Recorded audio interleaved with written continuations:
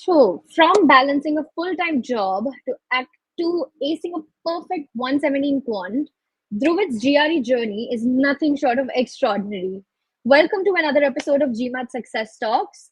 Today, we're going to break down Dhruvit's 2 month prep sprint, study strategies, and the mindset behind his 330 scores. So, hi, welcome, Dhruvit. Thank you for having me. You're most welcome. Okay, so let's straight away get into it. Okay, it was a Let's do it. two month power sprint, right? So can you give us an overview of your whole preparation timeline and everything? Sure. So basically, around like a few months back, I sort of decided that I wanted to do some kind of higher education. And at this point, I wasn't really sure if I wanted to do like a master's program or like an MBA. And then I realized that MBA programs and both master's program take GRE. So I settled on taking the GRE instead of the GMAT. And I started my full prep sometime in like late June.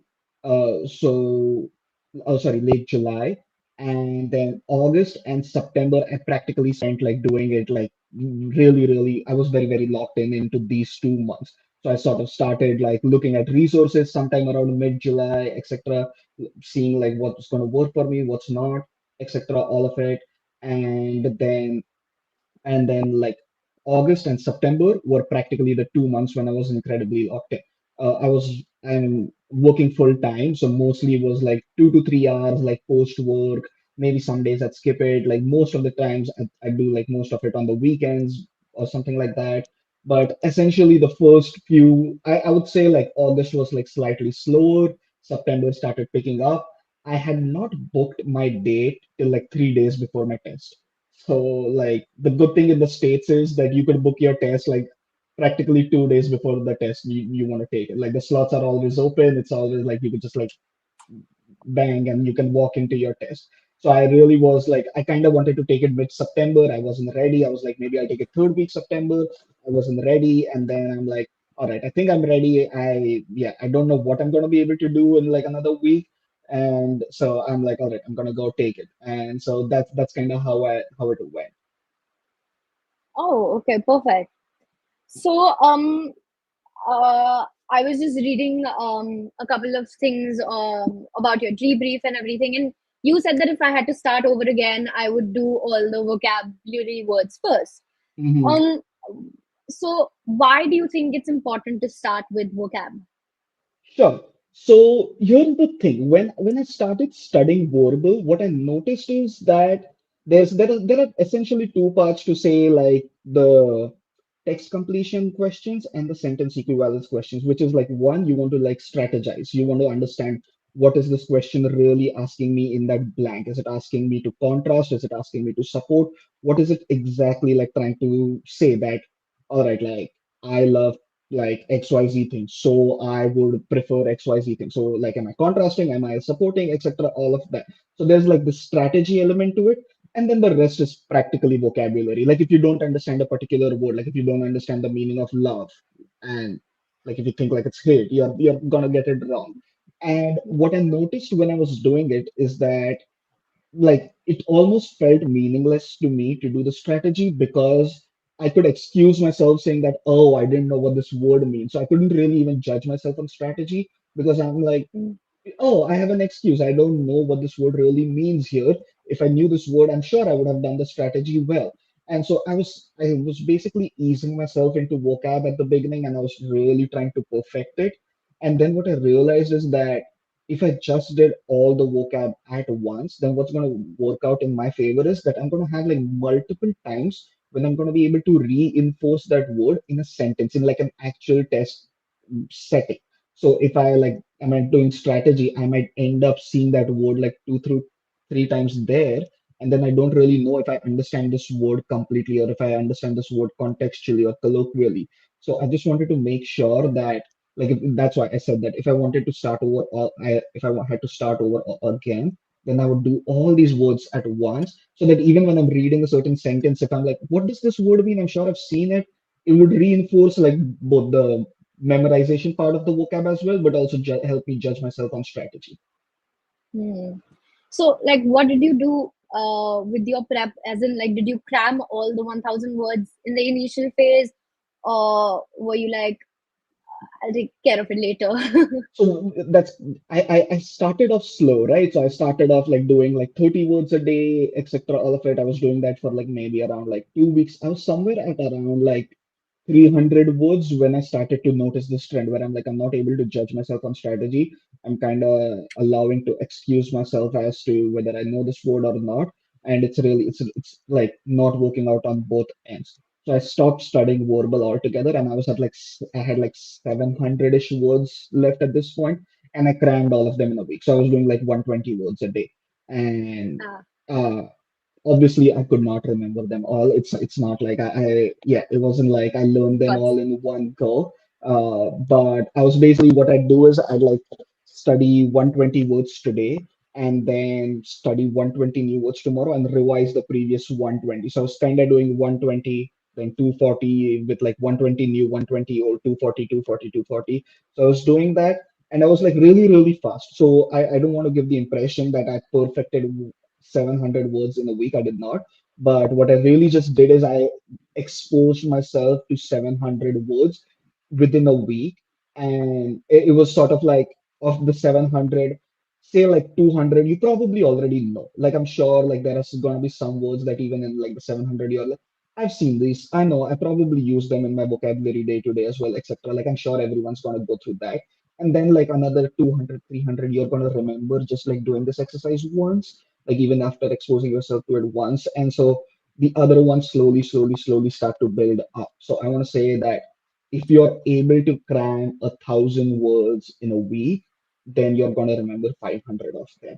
And then the other 500 is like sort of you'll have multiple opportunities to reinforce that. You'd have to keep doing vocab again and again. It's just the nature of memorization with vocab, which is like it requires constant revision. But this way, at least you'll be able to like judge yourself on strategy as well. Yeah, but I think like 500 words a week is not a bad deal, to be honest. Exactly. That's what I think too. I agree. I think it's not a bad deal. And that's where you start to see like the scale of like economies of scale with like getting more questions right. I think like there is like a Mm. mark around like 400 to 500 words in GRE that as soon as you cross that threshold, you start to recognize a lot of words and you're like, oh, I feel like I know what I'm seeing here. I know what's happening here, etc. So you're going to start to feel more confident with that as well. Okay, and what was your strategy like to like memorize all these words? Like, were you just remembering the meaning of it, or were you like putting them in a sentence like everybody does, and then remembering the sentence? I'd say like here's the thing. I really couldn't do I didn't have that kind of time. I wish I did. I just because like I knew that I had to take this test as soon as possible. So unless I found a sentence, a word like incredibly hard, I would not I would not put it in a sentence. So there were times during practice where I noticed that I'm like, well, this word says so and so and so. So like I'd remember like maybe like just like a couple of words around it. Like acrimonious means like bitter and harsh. And then like if there is like if acrimonious is also used like outside of say like his behavior is acrimonious versus like his speech is acrimonious, there are chances I do not recognize one or the other sometimes. So like practice helped with some of that, but I wouldn't say that I'm perfect with these 1,000 words.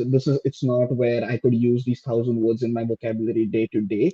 But with the time that I had, I was memorizing most of them, and I was trying to even like I was really remembering like only like 3 4 words, and if like there's a synonym I recognize, I would remember the synonym. If there was like a word I recognized, I was going with the path of least resistance with my memorization of vocab. If you have more time, it's obviously 100% better to put them in a sentence, understand it Mhm. fully. Like there are like obviously multiple meanings with some words, so you want to be able to like recognize the differences, understand all of that. It just really depends on Yeah. how much time you have and how good your baseline English is as well. Yeah. And there are like quite a few word lists. Like, which one did you think is closest to the exam, and which one would you recommend people to use? Oh, I used GregMat, which I think like every like GRE user has probably heard of. So I Hmm. used GregMat's 1,000 words list. I really don't think there is a perfect word list. You're always going to see words on the test during practice that you do not recognize. I feel like I've seen like Manhattan's list, and there were some words that were incredibly hard on it that I have never seen on GRE. Maybe the list is outdated. I'm not sure, but what I again like any 1,000 words list is going to help tremendously, and at the same time, it's not going to be enough.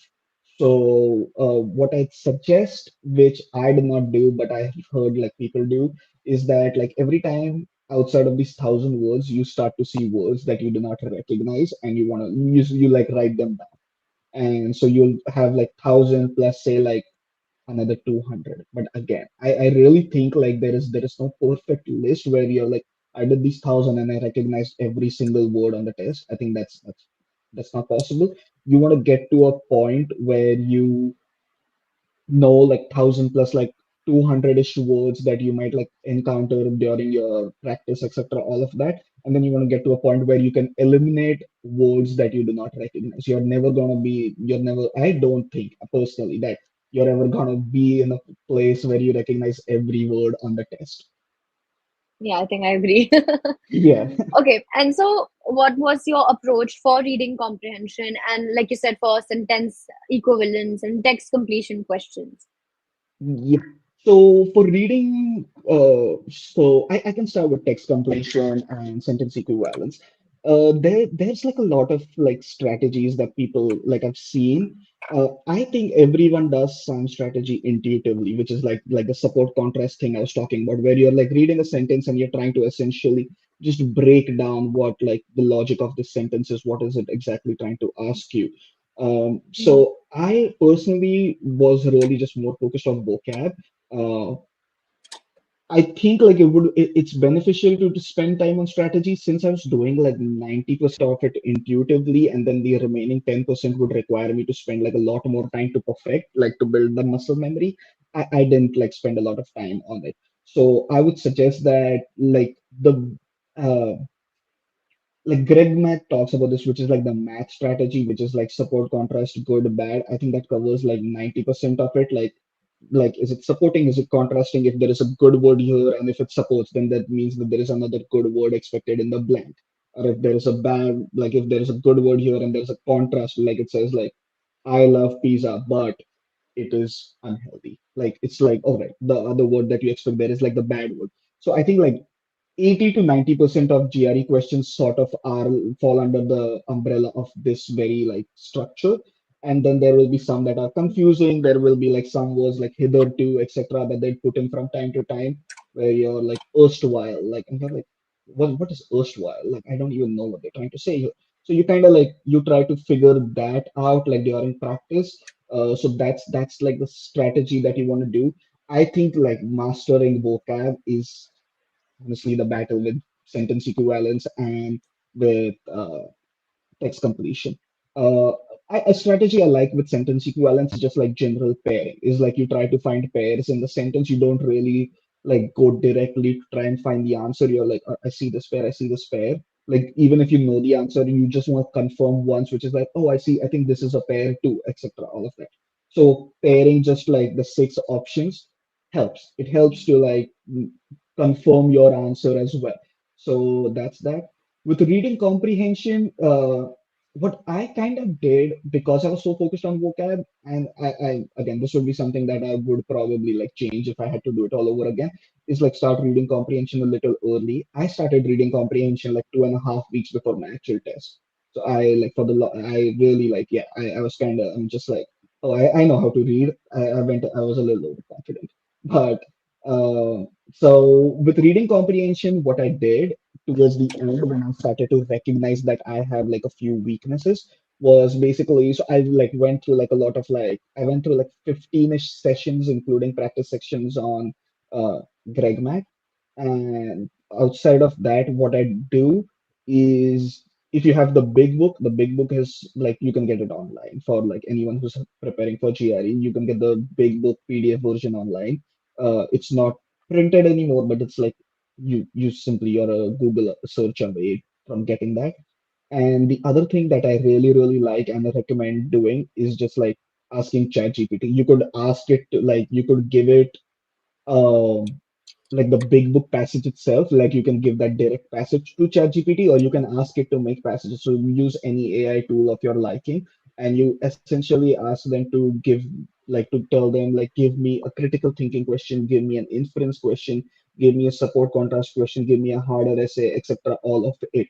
You also want to really write a few passages in your own words. So what you want to, like, if you start to, like, you, everyone will notice that all the GRE essay, like reading passages, they're academic in nature. They're essentially written by academics. So these are what you'd find probably in like papers or books or something like that. You're gonna find like a professor talking about it. You're gonna find it in like a peer study, etc. All of it. So all of this you're gonna find clearly like written by an academic, and they use academic language. What you want to do is you want to like write it down. You want to take like say like 10 to 15 essays, and you want to start writing them in your own words to understand, like to see the patterns between these passages. So you'd start to notice the tone of the author. You're like, this author is dispassionate. He's not really taking a side. He's just presenting findings. Or this author is taking a particular side. Or this author is contrasting. Uh, Mhm. he or she is saying that this is what the prevailing wisdom is, but this is what it should be in lieu of this new evidence that we found. When you start writing like these, when you start like writing 15, 20, 30, whatever, how much ever time you have, if you start writing these passages in your own words, when you're reading them on the test, you're automatically like, there's going to be a little bit of muscle memory with like understanding what the passage is really trying to ask of you, what the tone is, what it's focused on, what it's really trying to say. You can sort of like, if you have an area that you excel in, if there is like a particular niche that you're really good with, you can write a little bit of like academic study around that to see like how you write it and how you would present a particular topic. So ChatGPT can give you questions, but it can also help you see if you understand the passage and like the crux of it, the like meaning behind the passage.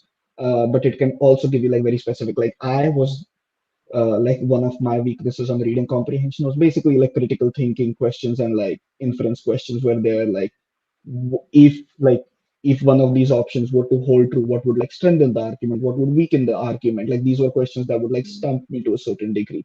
And I would go and tell ChatGPT, hey, give me some of these questions. So I recommend everyone do that, and I think that was probably very helpful. Yeah, I think you've given an excellent advice and technique for people Yeah, to excel in RC. yeah. And actually, you said that verbal in the actual test was harder than anticipated, right? So, Mhm. and we can sort of see that it reflected in your score as well. So, was it really Yes. that hard, or was it what? Or do you think it was just a bad day, or it was just fatigue, maybe? So here's the thing. I think it's a combination of both. I saw my diagnostic service just before I came onto this. So I got total of 8 questions wrong on verbal. I got 1 question wrong on the first section, and I got 7 questions wrong on the second section. And the way my test was structured was I got the essay and then I got quant verbal. So my last section was verbal. Like I think like normally the way like every practice test I've taken was verbal, quant. On the actual test, I got quant verbal. So it was clearly in my last section. I think it was both. I think because I saw, and there were a couple of questions of high difficulty that I got, of low difficulty that I got wrong, which means like fatigue played into it. And then there were Hmm. a couple questions on sentence equivalence that I got wrong. I still know which I got wrong because I was pretty sure, like when I was answering it, that they're wrong. And the reason was that I did not recognize the words at all. And I'm like, oh man, I really don't even know what this word here is. And both of these, I feel like, yeah, at this point, I'm just hoping for some luck here, and I kind of knew that I'm most probably gonna get them wrong. So I think like yeah, there were, or even like with text completion question, like one blanker. I didn't recognize exactly what is going to be asked here. So I knew that I'm most probably going to end up answering this wrong. So like these 3 questions, I would say like were harder than anything that I had encountered in my practice test. And then fatigue played a part into it too, which was like, yeah, I got like a couple of questions that I should have normally gotten. So I think it played both. It could also really just be like my understanding is that they like even though I found like some of it hard, it was not intended to be hard. When I was like going through the difficulty of my diagnostic service, like it wasn't like every question level difficulty was like five. It was like four, three mostly, and then like there were like a few fives. And like surprisingly, like most of the fives I got right. So yeah, I definitely think that there was like an element of fatigue that played into it for sure. And I also just Mm-hmm. like I said, like some of these words I didn't recognize. It could have been bad luck, which is like, all right, on any other day there would have been questions that I recognize the words of, and then like this I just got words that I do not recognize. So yeah, it could be me also being a little bit lax with my verbal preparation compared to my quant preparation that also like showed up on the actual test where I'm like, Yeah. all right, yeah, I'm doing great on like my verbal practice test. So it seems like verbal I've like nailed. And then towards the end I like was not like very focused on verbal. Yeah, but I think like it's safe to say that fatigue and like a certain level of like difficulty and like some amount of like carelessness on my prep towards the end played a part into this. All right. Okay, so now let's move to your strong area, which is quants. Sure. So Yeah. starting from like a 166 to a 167 score in Hmm. mocks to a perfect 170 in the Yeah. actual test. Yeah. Was it always your area of strength, or did you really brush it throughout your preparation? No, so I here's the thing. I think like yeah, it's kind of weird to say that quant is an area of strength because like GRE quant foundationally is not that hard. Like I think like especially I think like most people here who are gonna apply come from like an engineering background or like some kind they've done like a decent amount of math in school. So I feel like it's really not gonna be incredibly hard just like on a foundational level where you're like I know what's being asked of me here. I think like most of the times you're gonna be able to like tell that. So yeah, like Mm-hmm. I come from an engineering background. I work in finance. I've like done my CFA charter. So I've like done quant through like multiple stages of my life. But at the same time, I sort of want to emphasize that foundationally it's like yes there are times when I'm like what's happening here like I would also have to like sort of like go through the concepts again like I don't want to sort of make it seem like oh it's so simple but it's not hard is what I'm trying to say it's not like very easy like foundationally but it's not like hard like the subjects etc or the questions or the level of difficulty that you're expected. It's not like differentiation, it's not calculus, it's not like abstract probabilities, etc., anything like that. It's things that like everyone has probably come across, and you're like with a little bit of work, you're gonna be able to perfect the foundation.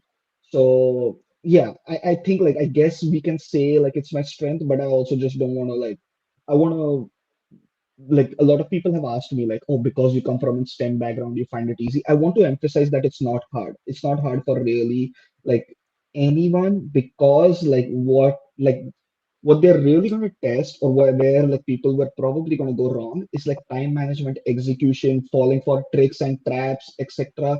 You're not like if you had all the time in the world I'm sure you'd get all the questions right. It's kind of what I'm trying to say. Like if you like once you Mm-hmm. perfect the foundation it's not very hard. So yes, like yes, it's a strength coming from STEM background, but yeah, even if you come from a liberal arts background or if you come from like some kind of background where you didn't have to do hardcore mathematics, you're still gonna be fine. Mm-hmm. Like 170 is still very possible even for like someone who comes from like an arts background.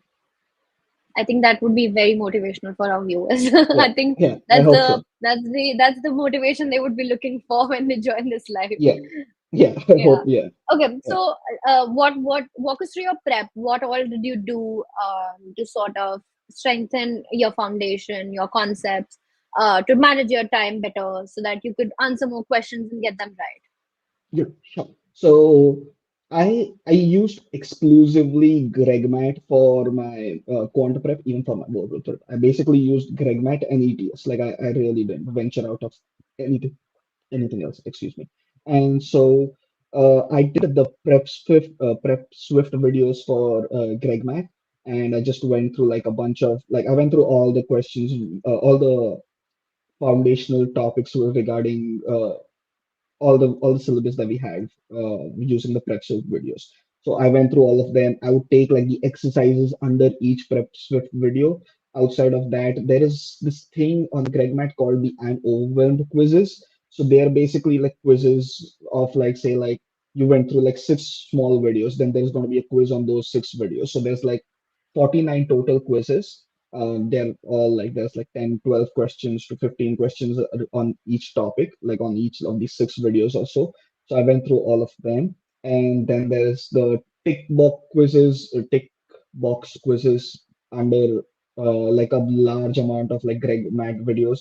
So I went through them and I went through like the foundational quizzes. So this was my foundation. This was basically like me going through like all of it. Like, I went through the prep Swift videos and I would do the exercises and tick box quizzes. Then after that to revise, I went through all the I'm overwhelmed quizzes. That's kind of how I revised, where I'm like, oh, I don't remember this question, so let me go and see and then solve it. So yeah, I didn't really use the I'm overwhelmed quizzes to test myself. It was more to like revise. That's how I used it. And then I used the foundational Mhm. quizzes to see where I'm at. And yeah, that's kind of what I did for my foundation. Then after this, what I did was I was mainly focused on like hard and medium questions from like Greg Matt's timed practice. So I did like all the hard questions in the timed practice section and all the medium questions in the time practice sections. Uh, Greg Math's hard questions are harder than anything on GRE. So these are like they're definitely harder than anything you're ever gonna encounter on GRE. And that's kind of it's good because what you want to really just do, even by the way, I've never finished one of his hard tests on time. The 26 minutes, 15 questions for hard questions was never enough for me. So I sort of like after the first test, I'm like, I'm just gonna focus on like being as fast as I can, but also just getting this right. I was trying to like also like I wasn't really using it like mainly for time practice. I was using it more to like some amount of time practice, but mainly like I know this concept well, kind of. That's where I was testing and like trying to find out my weaknesses, etc. All of that. So basically, I'd make it like somewhere around like 30 to 33 minutes for like these 15 questions in terms of time practice. So.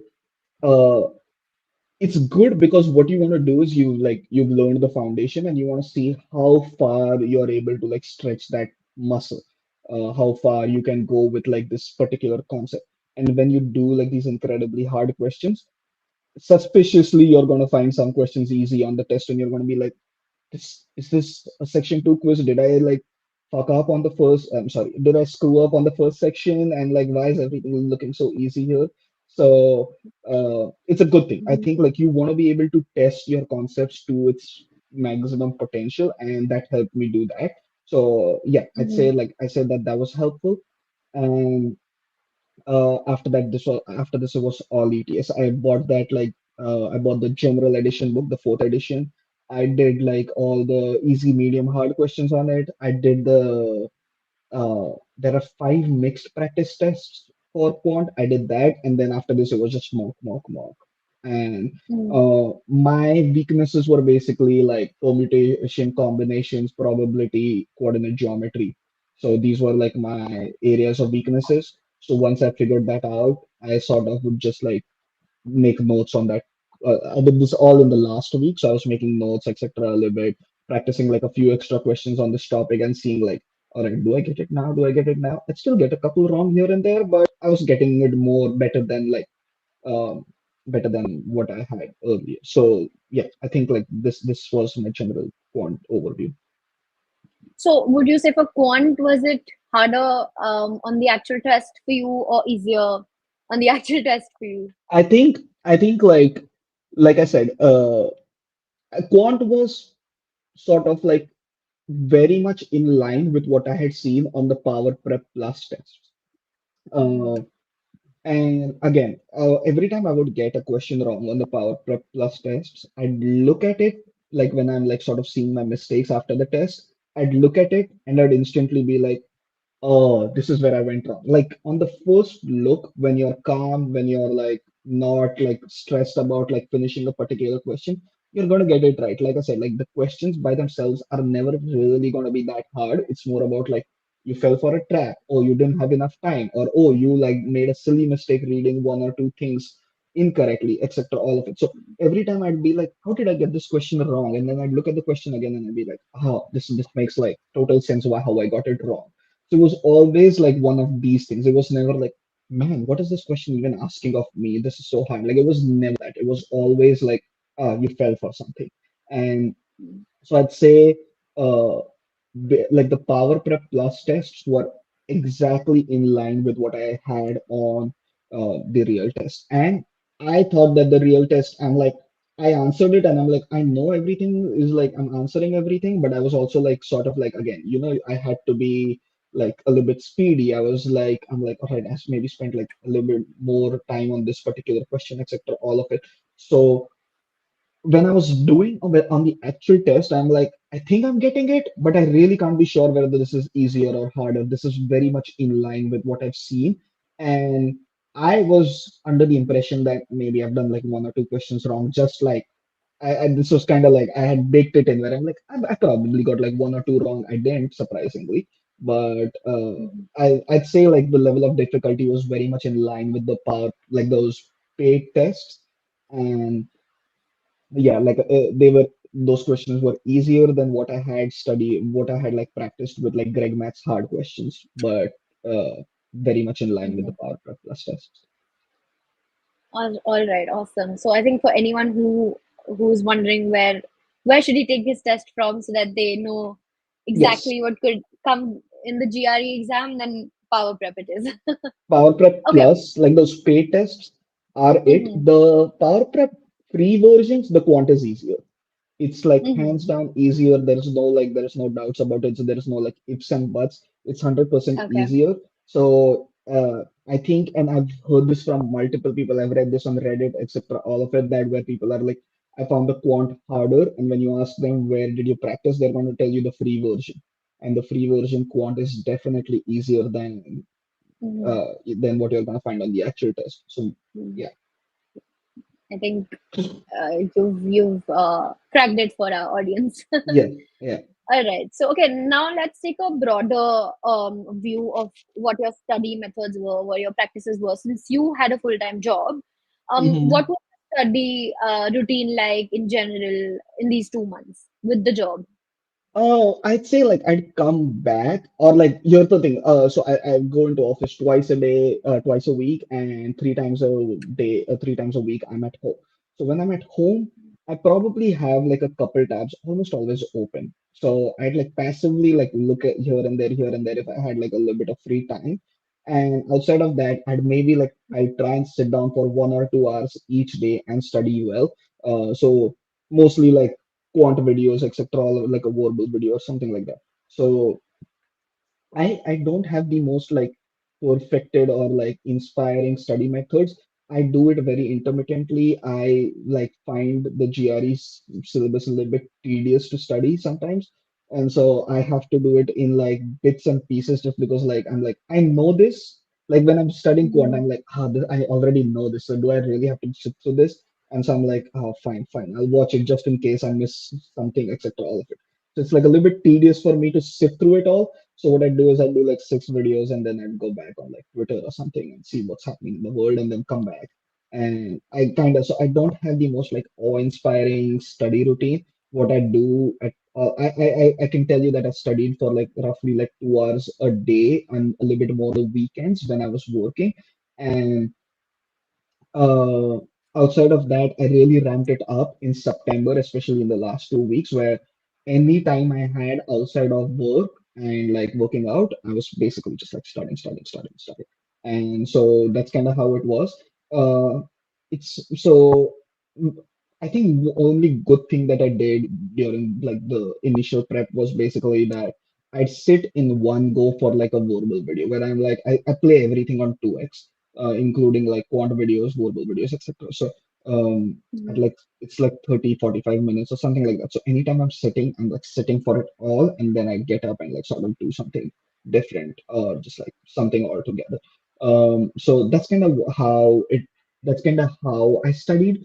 Uh, Passively, I always had my quant section, like sorry, my vocab section open. So like I always had all my vocab words on one tab at all times, where Like if I'm bored, I'd like go and like look at like a certain group, and I'm like, oh, okay, yeah, cool, I remember this, nice. So I always had like a vocab page open. Mm-hmm. So that was it. And I sometimes used to have like my practice questions open where I'm like, if I'm bored, I'm going to go solve three questions and be back. Like three questions, nothing crazy, but I'll be back. So yeah, I Mm-hmm. apologize. I don't have the best routine. I really cannot recommend you do anything that I did. Mm-hmm. Yeah, I found it like incredibly tedious to study for this. So yeah, yeah, I think anyway, nothing. when you start working, I think it's always tedious to get back to the I student mode. Exactly. I think it was that too, where I'm like, man, I know this, and I wish this test was like harder so that I'm studying something new or something like that at this point. Because I've already done this, and I cannot believe I get some of these questions wrong. It was, yeah. Mhm. All right. Okay. So, do you think you're an advocate for taking all practice sessions under timed conditions?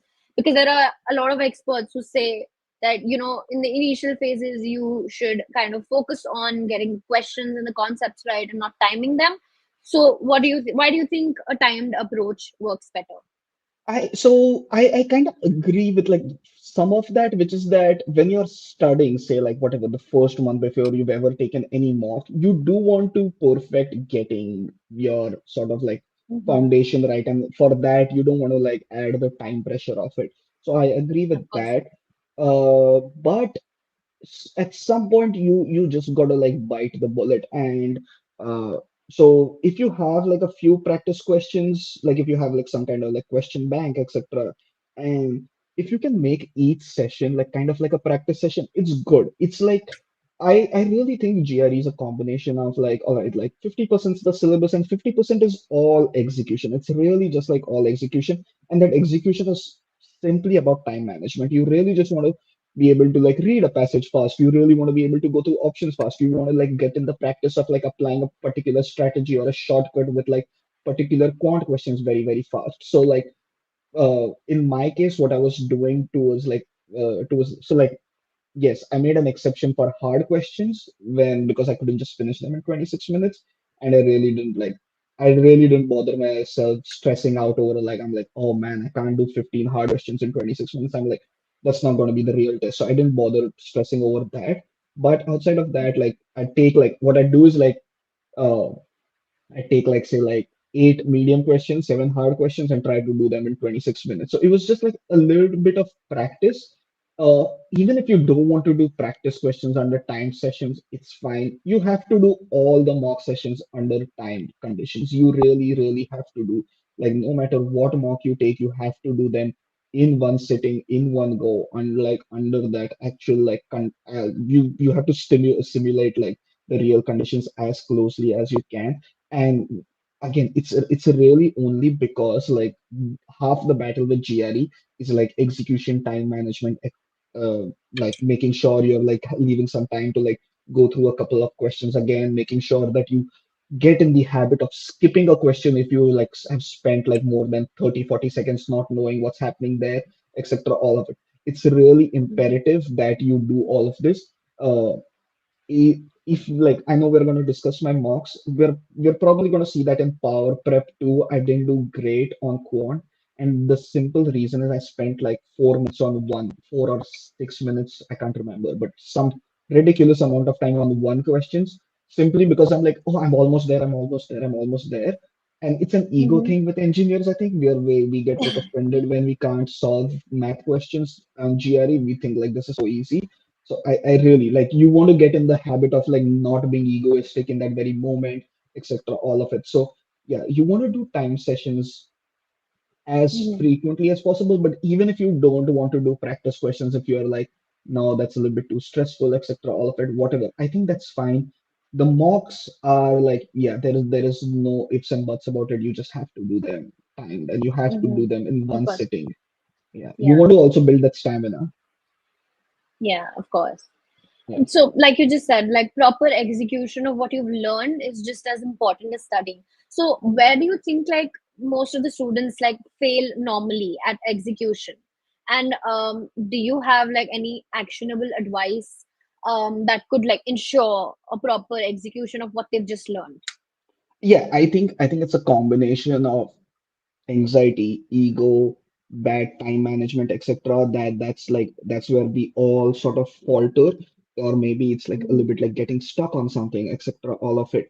So it's stuff like that.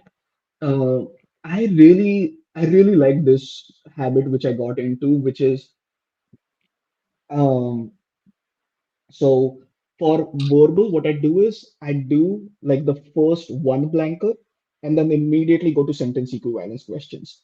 Then I come back to the two blanker, three blanker, and I leave all of reading comprehension for the end. So it's like, say, like whatever, we have like 18 minutes for 12 questions, and then I'm basically going to take like 30 to 45 seconds for the first one blanker. Then I'm going to go to like the four SE questions.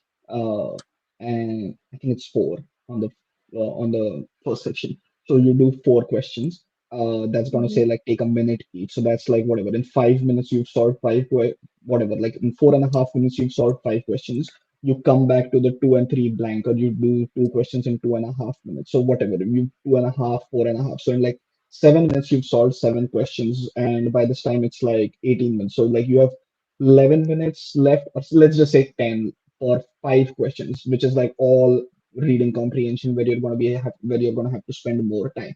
So I really Mhm. liked this because I think these are like the low hanging fruit questions on the test, which is like reading comprehension and sentence equivalence. They're generally something that if you know them, you're gonna probably gonna get them right, and there's no like ambiguity, etc. Like these are practically math problems where you're like there's no like there are no two answers. Like reading comprehension, people often argue that, oh, this is subjective, this is a little ambiguous, this is a little hard to tell.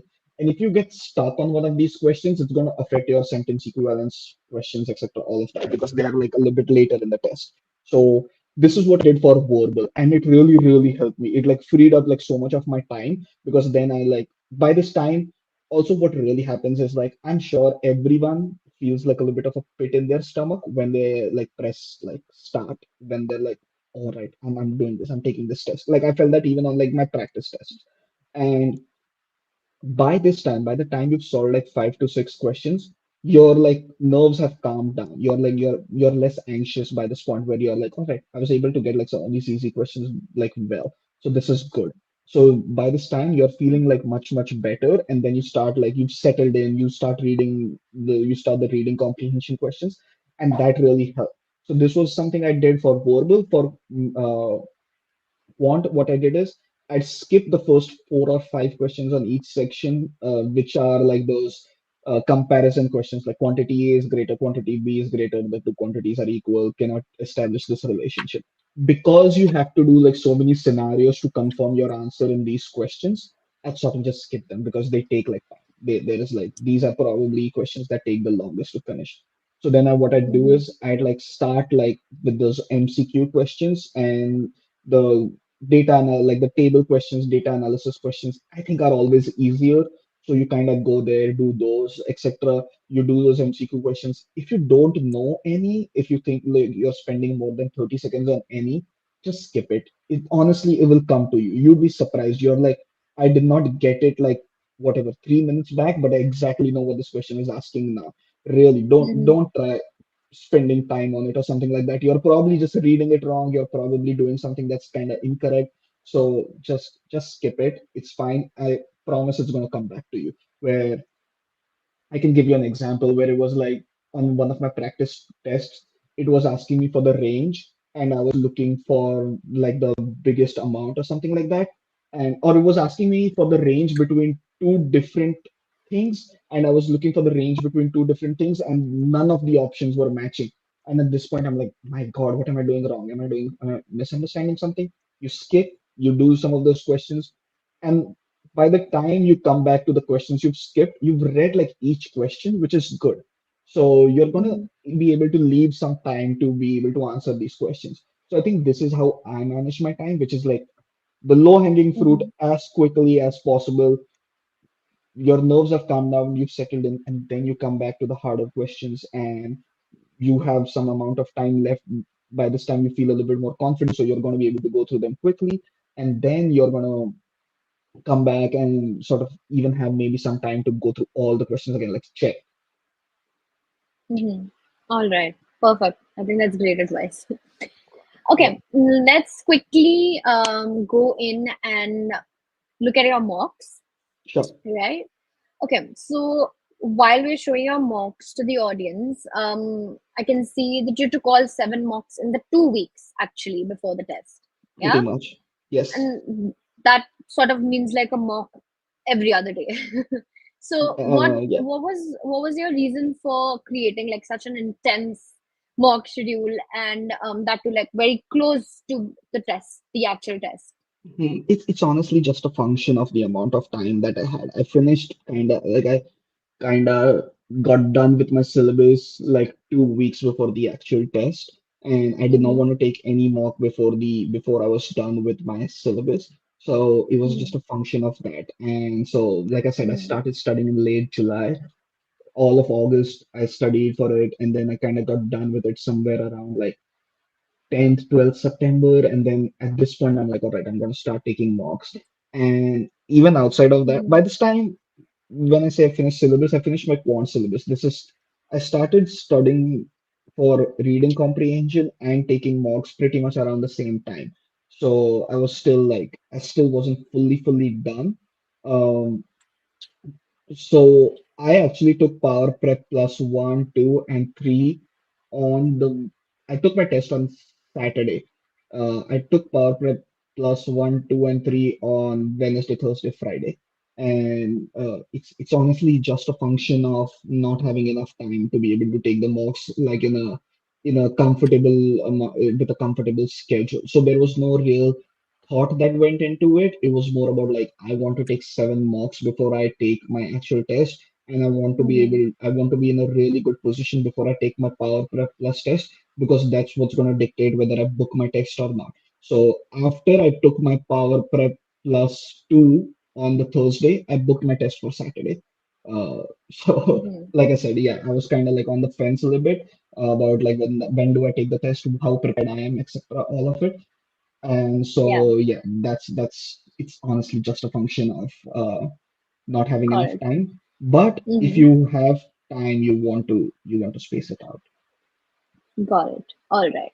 So, did you have a specific strategy about at what time of the day do you want to take the mock, or would you just take it like whenever you had the time Not or re- whenever you thought? I the only thing I did is uh, sort of like after every mock that I take, I need to like sort of rest up. Like it was stressful. It was like whatever. Like I'd feel all right. I went through like something at this point. So I'd say that like oftentimes I took like 2 tests on a weekend, and I took both of them in the morning. And then I took like 4 tests in the evening. So I did them like the last thing in the day. I basically take them off and sort of go through like a Mhm, couple of like my like just go through what I went wrong and I'd sleep. Like it was just that. And the mhm, last power prep plus three, I took Friday afternoon. Like my test was Saturday morning. And I was like, mhm, I really cannot just take the test and sleep. I'm going to be incredibly stressed waking up. So mhm. that's how it went. So yeah, Okay. I didn't have the best.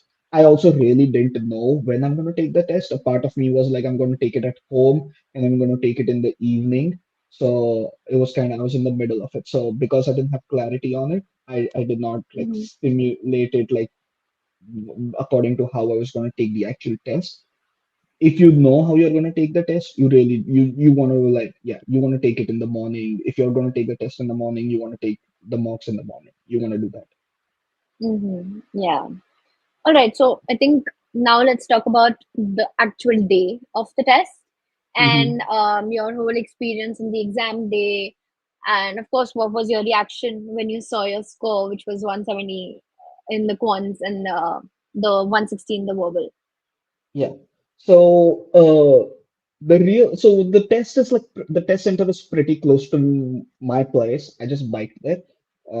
So Mm-hmm. it was that. I basically woke up like 2 hours before the test. I just had some coffee, etc. Nothing crazy, and I went to the test. I did like I had like around 30 words of vocab that I would always forget. I looked at that and that's it. I kind of just went. That was it. Um, the actual test experience was it's pretty comfortable. I have been at the test center a couple times for my CFA exams, so I was very like familiar with the Mhm. place, with the equipment, etc. All of it. It was all like very okay. Mhm. I get to the test center, they do the security check, etc. All of it, and then after that they had some issues with the ETS like computers or whatever, like the ETS system. So my test was Mhm. delayed by like whatever 30-ish, 40, 30-ish minutes. Like we were just like standing out, like we were just like sitting outside there, and I was calm. I was okay with it. I'm like, yeah, take your time. They told us that you're gonna be able to take the test today for sure. So you won't have to come back or anything like that. Like we're gonna be able to like fix these systems in some time, but you're just gonna have to wait. And I'm like, that's totally fine. Like I said, I got the essay and then I got quant, verbal. Usually you get verbal, quant, verbal, quant. But so I had to, I basically was like, because on verbal you're not using like any kind of pencil, paper, etc. All of it. I had to like recalibrate a little bit because I had like I kept my paper, pencil, etc. like my scratch paper all aside. I was just like it was me and my mouse, and then like they're like font, and I'm like, oh, okay, wait, give me a second, and then like it was like recalibrate a little bit, but it was all fine. It like it will go very much in line with all your mocks, like the stamina, the fatigue, and everything will play in pretty much like that. Like nothing's gonna be very different on the actual test. GR like ETS does a pretty good job of even making you familiar with their actual like software, their UI, etc. All of it. So you've already seen it very well with the power prep tests, etc. So nothing's gonna be new. Nothing's gonna throw you off. When I got my result, I kind of chuckled because it's so funny when I had talked to someone like when I decided to apply for MBA programs and I sort of told like a consultant to my colleges and he's like you're gonna have to get a 330 to get into some of these colleges. And at that time I was thinking, I'm like, how am I gonna get a 330? It's like all right, quant I'm good with, so I'm gonna get a 170 on quant and a 160 on verbal. And then when I was taking my mocks, I'm like, all right, maybe it's not going to be a 170 on quant. It's going to have like verbal is going to have to do maybe some heavy lifting. And then when I got Mhm. my score, I just laughed, like I chuckled because I'm like, this is kind of what I had like thought of on day one when I before I took my Yeah. GRE, where I'm like, oh, this is how like my so it was that, and then I was like, okay, this is a good score. I was hoping to get like somewhere closer to like a 334 5 because I was doing well on verbal on my mocks, like you could see. And Mhm. then I'm like, nah, it's okay, this is great. And then I was just smiling and I walked out. The proctor outside, she was looking at me and she's like, you good? And I'm like, I killed it. And she just laughed and then and then I left as well. And that was it. So it was good, and yeah, it felt good. Where I had decided that anything sort of if I get like 328 and above, I'm not going to take this test again because it was tedious. Like the amount of prep that I had to do already, like for the 2 months, was already like hard enough. And um, Mhm. I'm like anything above 328, and I'm definitely not going to take the test again. And 330, and I'm like, all right, this is good. I think I'm comfortable applying to the program. So Perfect. yeah, yeah. I'm sure you would have been really happy here. Oh, I don't want to have to go through this again. Honestly, Great. the That's happiest this is thing, great. yeah, the best thing was not having to Yeah. pay ETS all that money again. Yeah, that was the best Awesome. part. Awesome. Yeah, Awesome.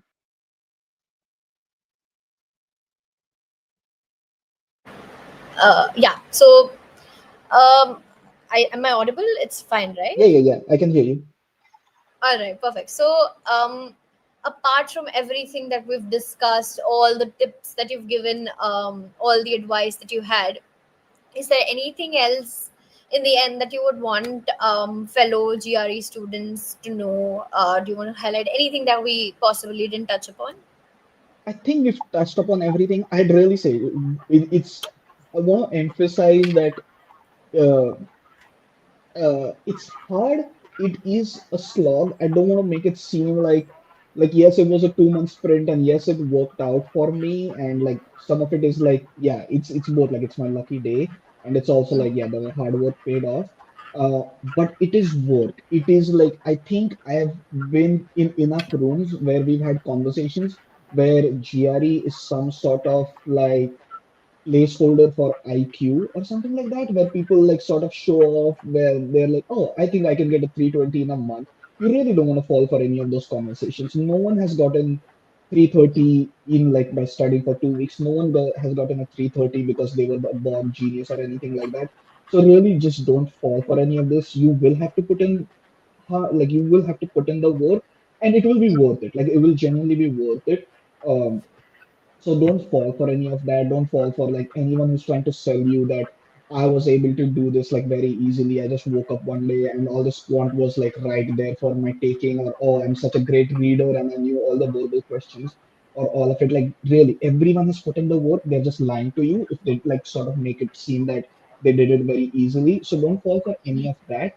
And also, you really, really want to focus on execution. Like, yes, we all get lost in studying the foundation and the material, but you don't want to, you want to be able to, like, you want to understand that this is as much about execution and having some amount of luck on that day as much as it is about studying. You really just want to uh, like be able to execute well. None of the questions are ever that hard. It's so much about like I was able to manage my time well. I was not stressed. I was not anxious. I was able to have like a clear mind during the test. It's really about all of that. You once you've put in all that work, all that material is there in your head, and you just want to mm. stay calm. You want to be able to recollect it well, etc. All of it. So yes, like.